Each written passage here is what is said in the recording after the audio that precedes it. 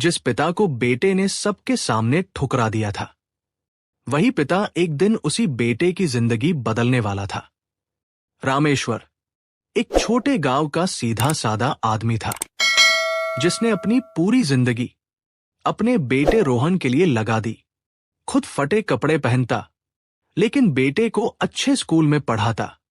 खुद भूखा सो जाता, लेकिन बेटे को कभी भूखा नहीं सोने देता। उसका एक ही सपना था, मेरा बेटा बड़ा आदमी बने। सालों की मेहनत के बाद रोहन शहर चला गया। अच्छी नौकरी मिली, बड़ा ऑफिस, नया लाइफस्टाइल। धीरे धीरे उसे अपने पिता की गरीबी शर्मिंदगी लगने लगी। एक दिन रामेश्वर अपने बेटे से मिलने शहर आया। फटे कपड़े, थका हुआ चेहरा। वो ऑफिस के बाहर खड़ा था। रोहन बाहर आया, लेकिन जैसे ही उसने अपने पिता को देखा, वो चौंका नहीं, वो शर्मिंदा हो गया। उसने गुस्से में कहा, आप यहां क्यों आए हैं? ये जगह आपके जैसे लोगों के लिए नहीं है। रामेश्वर की आंखों में आंसू आ गए। उसने धीमे से कहा, बेटा, बस तुमसे मिलने आया था। लेकिन रोहन ने सबके सामने अपने पिता को ठुकरा दिया। उस दिन रामेश्वर कुछ नहीं बोला, बस चुपचाप वहां से चला गया। उसके दिल में दर्द था, लेकिन आंखों में एक फैसला।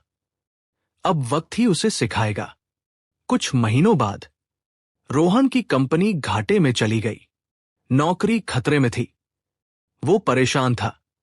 उसी समय एक बड़ी कंपनी ने उसकी कंपनी खरीद ली। नई मैनेजमेंट आई। पहले दिन सबको मीटिंग के लिए बुलाया गया। रोहन भी वहां बैठा था। दरवाजा खुला और अंदर आया वही आदमी जिसे उसने ठुकराया था, रामेश्वर। लेकिन इस बार सूट में, कॉन्फिडेंस के साथ, करोड़पति बनकर। पूरे हॉल में सन्नाटा था। रोहन की आंखें फटी रह गई। रामेश्वर ने कहा, मैं इस कंपनी का नया मालिक हूं। सब शॉक थे, लेकिन रोहन टूट चुका था।